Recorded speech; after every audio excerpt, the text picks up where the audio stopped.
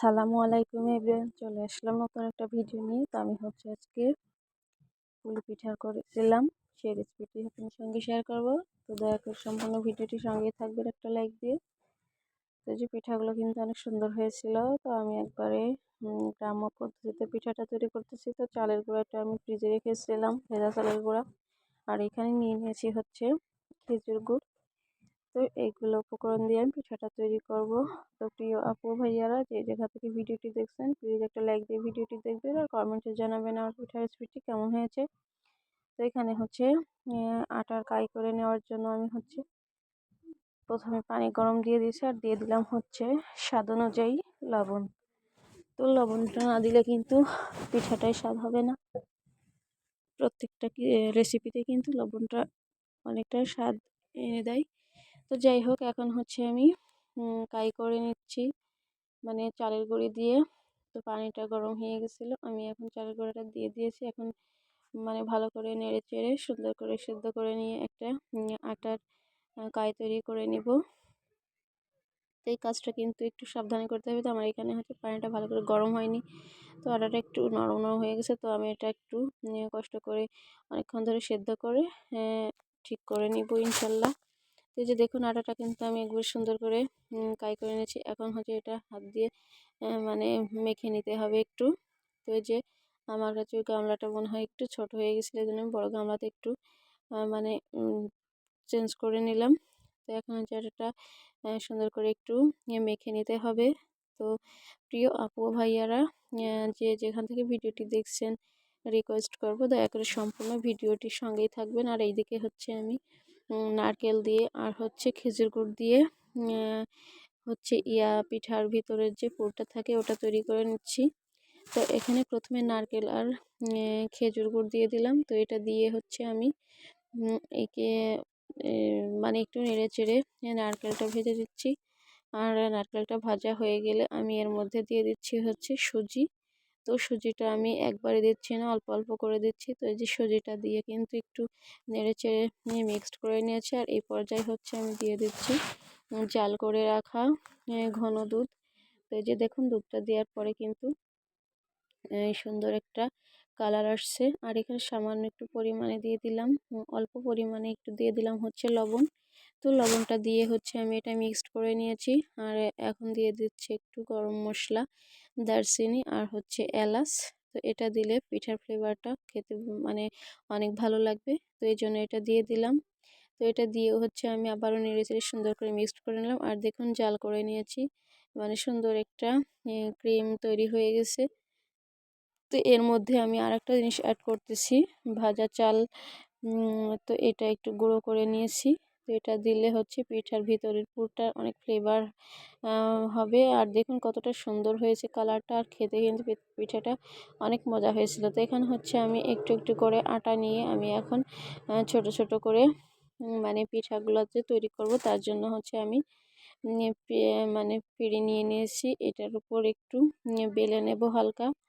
তো বেলে নিয়ে আমি এই যে আটাটা সুন্দর লেচি কেটে একটু বেলে নিব। বেলে নিয়ে গিলাস দিয়ে সুন্দর করে কেটে আমি পিঠাগুলো তৈরি করে নিতে। নরম হয়ে গেছিলো, একটু অসুবিধা হচ্ছিল বেলতে।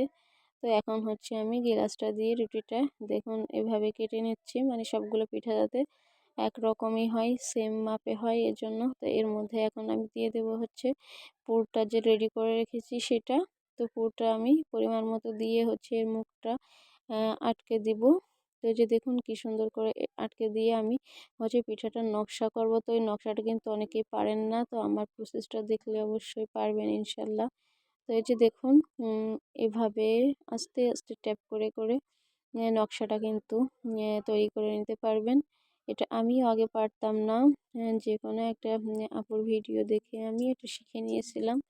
তো আপনারা কেউ যদি না পারেন, ঠিক এই প্রসেস আস্তে আস্তে করে সুন্দর করে চাপ দিয়ে দিয়ে নকশাটা তৈরি করে নেওয়া কোনো ব্যাপার না।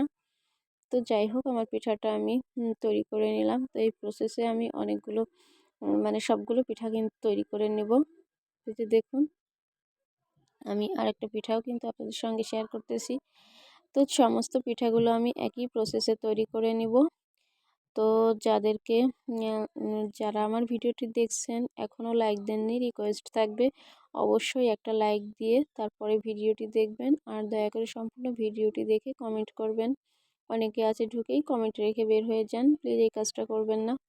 আর যদি নতুন কোনো বন্ধু আসেন আমার ভিডিও দেখতে, তাহলে অবশ্যই আমার চ্যানেলটা সাবস্ক্রাইব করে পাশে থাকবেন আর বেল আইকনটি বাজিয়ে রাখবেন। আর পোস্টে কমেন্ট রেখে দেবেন, পোস্টের কমেন্ট দেখে আমি আপনাদের পরিবারে চলে যাব ইনশাল্লাহ। তো যাই হোক, আমার পিঠাটা কিন্তু দেখুন আমি আবারও সেই সেম প্রসেসে আপনাদের সুবিধার্থে আমি আরেকবারও নকশা করাটা একটু দেখিয়ে দিলাম। তো দেখুন আমি কিন্তু পিঠাটা নকশা করে নিয়েছি। এখন হচ্ছে পিঠাটা আমি রান্না করতে চলে যাব বলতে সিদ্ধ করে নিচ্ছি। তো এই যে আমি একটা স্ট্রেনার দিয়ে পানির উপর দিয়ে ভিতরে পাতিলে পানি দিয়েছিলাম। পানিটা ভাপ আসলে আমি এটা হচ্ছে পিঠাগুলো দিয়ে দিয়েছি। দেখুন সুন্দর করে ভাপ আসছে আর পিঠাগুলো কিন্তু একবার পারফেক্টভাবে সিদ্ধ হয়ে গেছে। এই যে দেখুন কতটা সুন্দরভাবে সিদ্ধ হয়ে গেছে। তো আমি পিঠাগুলো হচ্ছে তুলে নিচ্ছি এখন। তো এই যে আমার পিঠাগুলো কিন্তু হয়ে গেছে। তো এই প্রসেসে যদি পিঠা বানান শীতের সিজনে খেতে কিন্তু অনেক ভালো লাগবে। আর শীত মানে পিঠা পুলি, তো এই শীতে পিঠা খাবো না এরকম হয় নাকি। তো যাই হোক, আমি কিন্তু পিঠাগুলো সবগুলো উঠাই নিচ্ছি আর বাকি সমস্ত পিঠাগুলো আমি সেম প্রসেসে বানিয়ে নেব। তো যারা এতক্ষণ ধরে আমার ভিডিওটি দেখলেন তাদেরকে জানাই অসংখ্য ধন্যবাদ। আর আমার পক্ষ থেকে রইল অনেক ভালোবাসা। তাই যে আমি বাকি যে পিঠাগুলো বানিয়ে নিয়েছি বিভিন্ন রকম নকশা দিয়ে, তো আমি সমস্ত পিঠাগুলোই কিন্তু একে একে সিদ্ধ করে নিচ্ছি। তো এই পিঠাগুলো কিন্তু আমরা রান্না করেও খেতে পারি। এটা দুধ বা খেজুর গুড়ের সঙ্গে অথবা চিনির সঙ্গে দিয়ে সুন্দর করে দুধ গরম করে তার মধ্যে দিয়ে এটা রান্না করলে কিন্তু দুধ পুলি পিঠা হয়ে যাবে। তো এই সেম প্রসেসেই কিন্তু আমরা দুধ পুলিটাও বানিয়ে নিতে পারবো। তো ইনশাল্লাহ ওটাও আমি আপনাদের সঙ্গে একদিন শেয়ার করবো। তো আমার সমস্ত পিঠাগুলো কিন্তু তৈরি করে নেওয়া হয়ে গেছে। তো দেখুন পিঠাগুলো কিন্তু অনেক মজা হয়েছিল খেতে। তো এই শীতে একবার হলেও এভাবে অবশ্যই একবার পুলি পিঠা তৈরি করে খেয়ে দেখবেন, ইনশাল্লাহ ভালো লাগবে। তো আমার পিঠাগুলো সমস্ত পিঠা কিন্তু এই যে দেখুন কতটা সুন্দর হয়েছে, মাশাল্লাহ। তো আজকের মতো এ পর্যন্তই, নেক্সট ভিডিওতে দেখা হবে ইনশাল্লাহ। আসসালামু আলাইকুম, আল্লাহ হাফেজ।